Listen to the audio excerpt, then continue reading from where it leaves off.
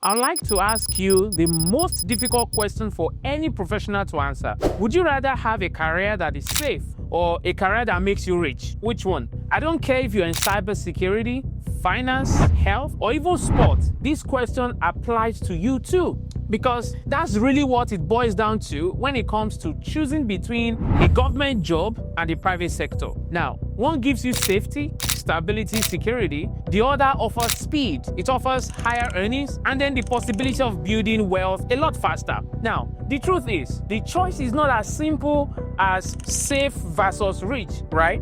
Now, in this video, I'll be giving you the best breakdown that you've ever seen of why that $75,000 government job might actually make you richer than a $120,000 private sector position. And I'm going to give you the wealth building strategies most cybersecurity professionals completely miss. If you don't know me, I'm Tolulope Michael, cybersecurity expert and tech career coach. I drop videos like this every week on career mistakes I wish I knew about sooner and how you can avoid them. Now, hit the subscribe button for more and let's get started, all right? So yeah.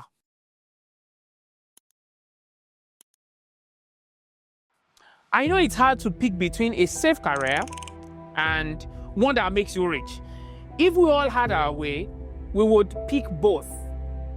But that's not always possible, all right? The first problem here is that people assume the private sector automatically means more money and government means boring but stable, right? That's what we all think about. That's like thinking all influencers are rich because they drive Lamborghinis for Instagram photos.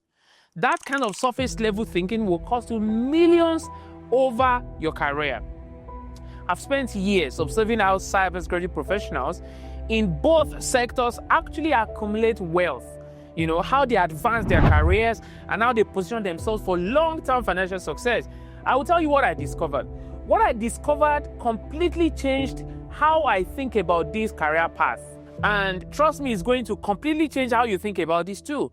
See, we're not just comparing different employers. These are fundamentally different wealth building strategies that happen to involve cybersecurity work, okay? We have the government jobs that play the long game with guaranteed money, and the private sector plays the acceleration game with, explosive potential. But you know what? Choose wrong and you are locked into a 30-year financial trajectory that's incredibly hard to change if you choose wrong. So let's avoid that and break down how you can play to win too. And I will start with the money because I know that's why you clicked. We know everyone focuses on starting salary. Private sector pays $120,000. Government only pays right around $75,000. That's cool, right? But let me show you something interesting. That government analyst earning $75,000 after 30 years, they're looking at a pension of roughly $45,000 annually for life. No market risk, no inflation worry, with COLA adjustment. If they live 25 years in retirement, that's $1.12 million guaranteed. The private sector program making $120,000. Now, let's say they max out their 401k contributions at $23,000 annually with a 6% company match. After 30 years with 7% average returns, they're looking at about $1.2 million in their retirement account. Seems close, right? But here is where it gets really interesting. The government retiree keeps their health insurance, and that's worth about $24,000 annually in retirement. Over 25 years, that's another $600,000 value, while the private sector retiree has to pay $24,000 out of their $1.2 million nest egg. So we're looking at government total $1.7 million.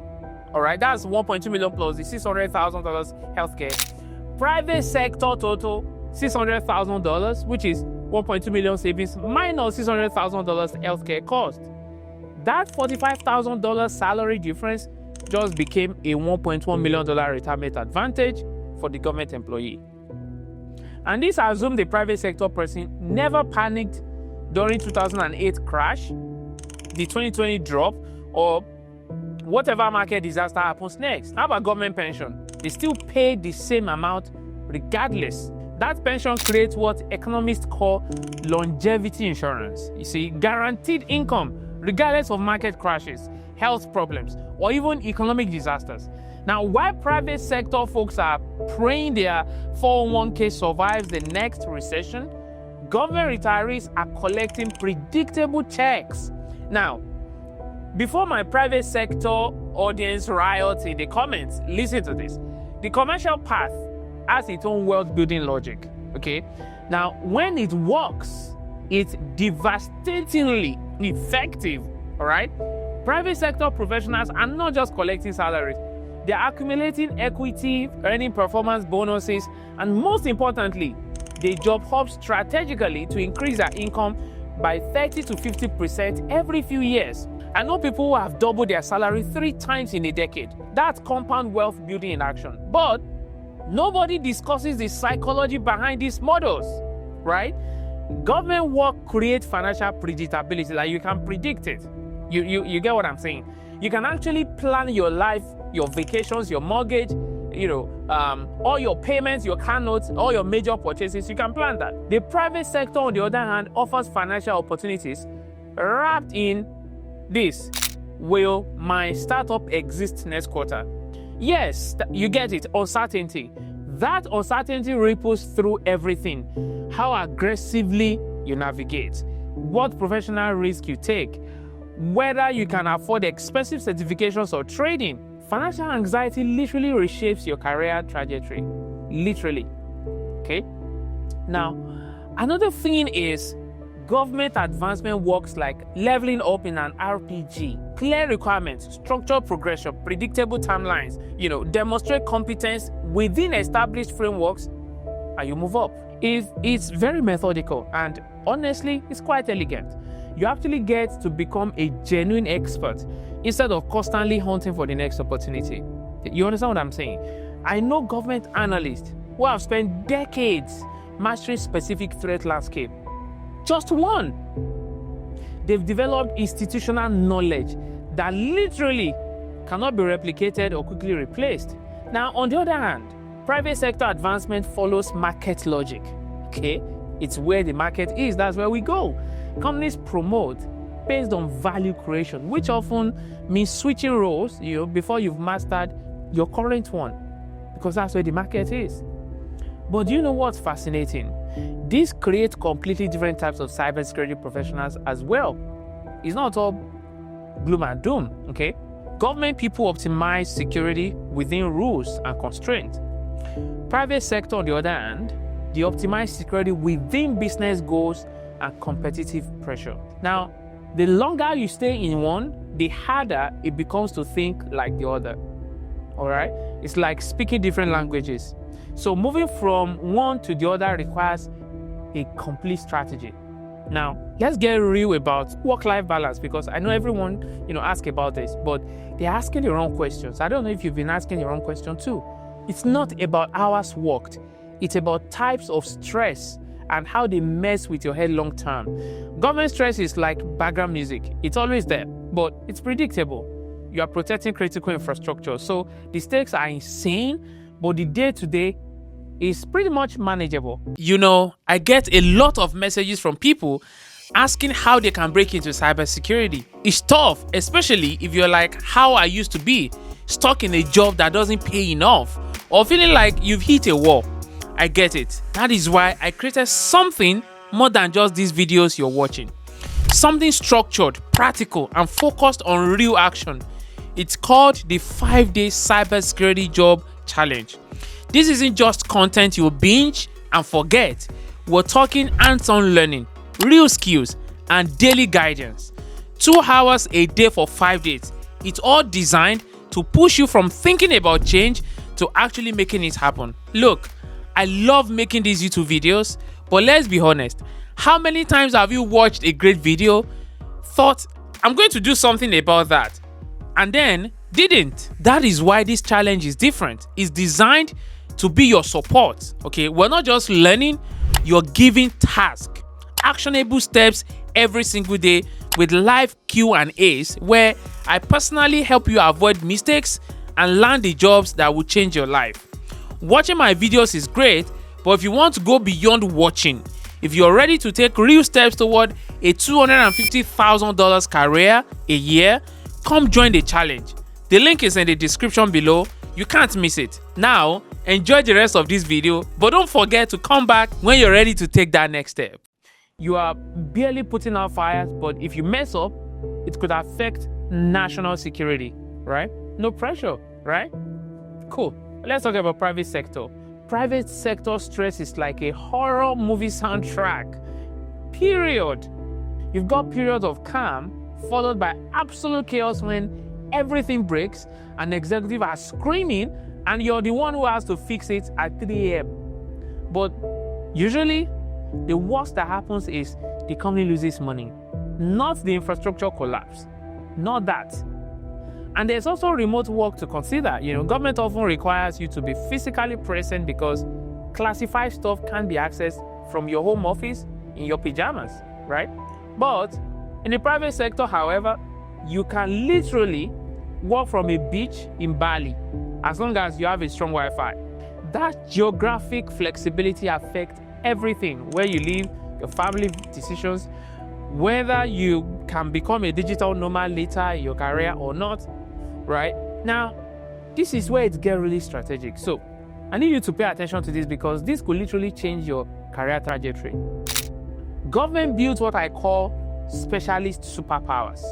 Okay, you become incredibly valuable within specific context like federal networks, compliance frameworks, systematic security thinking. But that expertise doesn't always translate if you want to switch to securing, right, say a crypto startup. But the private sector builds universal translator skills. Now, what does that mean? You learn to secure cloud infrastructure, which works everywhere, right? You understand cost-benefit analysis, rapid deployment, user experience considerations, skills that transfer across any organization. But then there is security clearances, and this is like finding a cheat code. Getting cleared makes you valuable to anyone working with classified info. It spans both sectors, not just one. And then it creates insane career optionality. But there's a catch. You have to maintain it through continuous government or contractor work. It's golden handcuffs. That is what it is, right? It has amazing opportunities, but constrained mobility. You get cleared early, stay cleared, profit. That's what it means. And then finally, technology exposure in these sectors are different, okay? Government uses proven stable systems. You learn to secure mature architectures that won't randomly break on Tuesday. But when you're working in the private sector, you use bleeding edge tools, right? Tools. You learn to implement security in systems that are literally being invented as you use them. And both create valuable expertise, but they develop completely different professional instincts. Now, let's get this straight. What does everything I have been saying since mean? What does it mean? The best cybersecurity professionals don't choose government or private sector. They choose government and private sector, sequentially, strategically. Now, you might want to ask me how. Okay, listen to this. If you start in government, you develop credential expertise and risk management thinking that private companies are desperate for, right? You develop that. You understand compliance, you understand threat modeling, systematic security thinking that most commercial environments completely lack. Now, if you start in the private sector, you develop agility and then business context thinking that government agencies need more every day as well. Now, you understand cost, rapid deployment, user experience, stuff government struggles with. And the funny thing is, each sector systematically undervalues what the other teaches. You understand? So government hiring doesn't adequately reward private sector innovation, and private hiring does not adequately reward government risk management. Career switchers who get this, they become bridge builders. They translate between institutional and commercial cybersecurity thinking.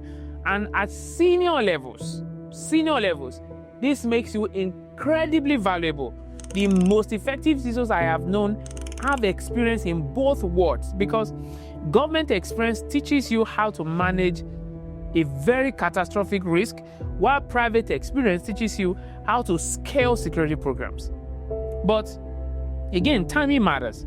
If you switch too early, you haven't developed either expertise fully. If you switch too late, you are too specialized to translate effectively. So, how do you actually choose?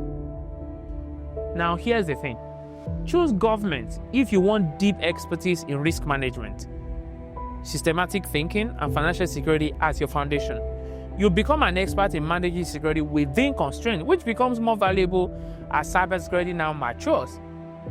On the other hand, choose private if you want business fluency, adaptability skills, and your earning potential as your foundation for long-term options. You become an expert in implementing security within competitive pressure, which is essential as cybersecurity also becomes central to a lot of our business strategies today. But there's something I need you to understand. This choice shapes more than just your career. I hope you know. It influences your professional network, your risk tolerance, your financial planning, even where you can live. Okay? Now, fortunately, cybersecurity is huge and diverse enough that switching remains possible throughout your career. So, basically, understanding these differences helps you choose strategically and then switch effectively when your circumstances change. Neither path is objectively better, okay? There are different optimization strategies for different life goals. So, there you have it, the real breakdown nobody gives you about government versus private sector cybersecurity careers. I could keep going for another hour on this topic. Clearance strategies, specific company recommendations, salary negotiation tactics for each sector, right? But let me know in the comments section, let me know what you want me to dive deeper into in the next time that you're going to watch me. If this helped clarify your thinking or clarify your career thinking, absolutely please smash that subscribe button and hit the notification bell. I post weekly strategic career content for cybersecurity professionals who want to build wealth, not just collect paychecks, all right? And seriously, drop a comment below about which path aligns with your goals. Are you team government stability or team private sector also? I read every single comment and I'll give you specific insight for your situation. In my usual manner, I hope I'm leaving you today better than I met you today. I will catch you in the next one. Bye for now.